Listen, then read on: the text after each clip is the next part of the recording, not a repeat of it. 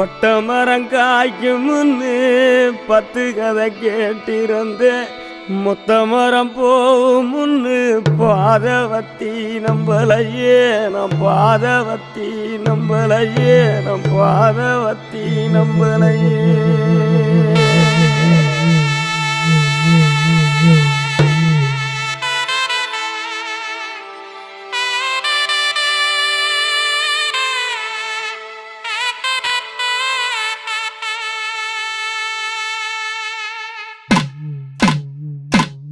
மலை உச்சியில பூத்தைய பிச்சு புவையுங்க கொத்து கொத்தா காய்ச்சைய வெள்ளரி பிஞ்சையுங்க கொல்லையில காஞ்சைய பட்டு சிலைய பார்த்தா பச்சை மரம் வேவும் பச்சை கிளி எல்லாம்